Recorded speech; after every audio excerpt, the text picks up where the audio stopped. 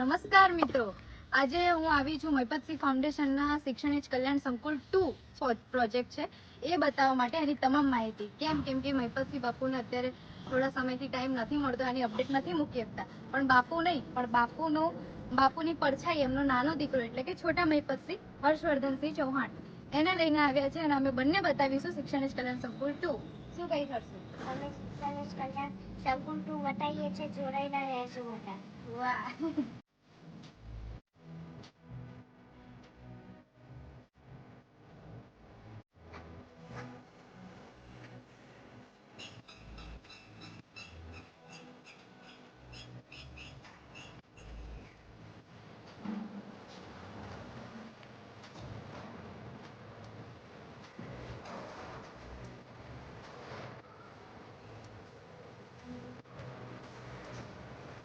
જોરો શોરોથી કામ ચાલુ છે, બધા વર્કરો કામ કરી રહ્યા છે, અહીંયા જ રહે છે અને 24 કલાક અહીંયા કામ ચાલુ હોય છે. અહીંયા આગળ આ જે ભાગ જોઈ રહ્યા છે આખું 4 માળનું ઓલમોસ્ટ પતી જવા આવ્યું છે અને 6 માળ બનવાના છે. ફર્સ્ટ ફ્લોર ઉપર આપણે ઊભા છીએ. હવે તું શું કરશું? આગળ માતા પિતા વગરના 2000 બાળકો રહેવાના છે. ભવિષ્યમાં માતા પિતા વગરના 2000થી પણ વધુ બાળકો આ જગ્યાએ રહેવાના છે.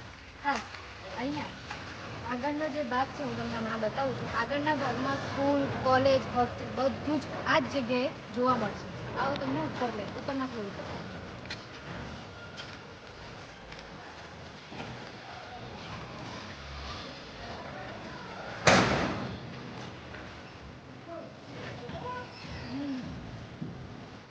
આ જગ્યા જોઈ રહ્યા છો, અહીંયા આગળ આ કામ પૂરું થયા પછી ત્યાં આગળ સ્કૂલનું કામ ચાલુ થશે, કોલેજનું કામ ચાલુ થશે. એટલે કે અહીંના બાળકો અહીંયા આગળ જ ભણશે. આ જે જગ્યા છે ત્યાં આપણા વર્કરો રહે છે. આ બાંધકામ માટેની બધી સામગ્રીઓ અહીંયા રાખેલી છે, ઈંટોથી લઈને બધું જ. તો આના માટે બી તમે જો સહયોગ કરી શકતા હોય તો જરૂરથી કરજો, કારણ કે આ કામ બહુ જ મોટું છે.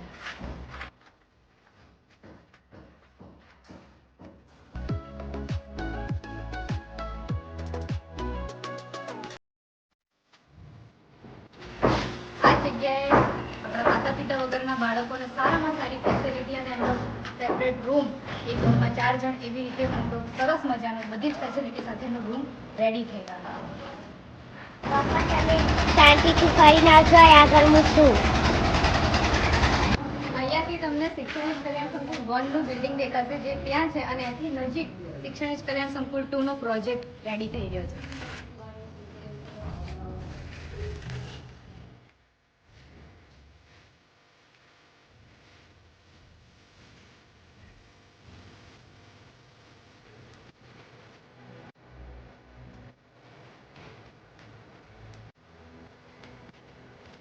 અત્યારે અમે ઊભા છીએ બિલ્ડિંગના 4થા ફ્લોર ઉપર.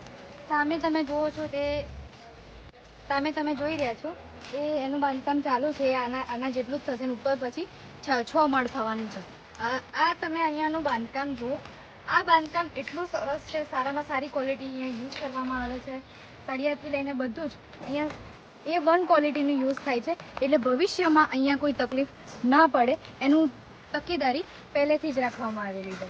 તો તમે પણ જો આ જગ્યાએ તમારો સહયોગ આપવા ઈચ્છતા હોય, સળિયાથી લઈને સિમેન્ટથી લઈને બધું જ વોટેવર જે બધી વસ્તુ આવે છે એનો સહયોગ કરવા ઈચ્છતા હોય તો જરૂરથી કરજો, કારણ કે આ બહુ જ મોટો પ્રોજેક્ટ છે અને અનાથ બાળકો માટે સારામાં સારી ફેસિલિટી સાથેનું આ એક મોટો પ્રોજેક્ટ રેડી થઈ રહ્યો છે.